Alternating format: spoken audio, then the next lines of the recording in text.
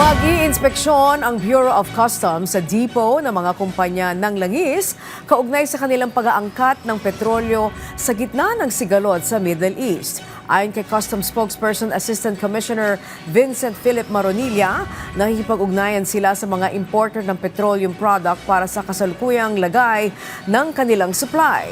Sa ngayon, anya, ay wala silang na-monitor na irregularidad sa pag-aangkat ng petrolyo at patuloy pa rin anya ang pagpasok ng supply.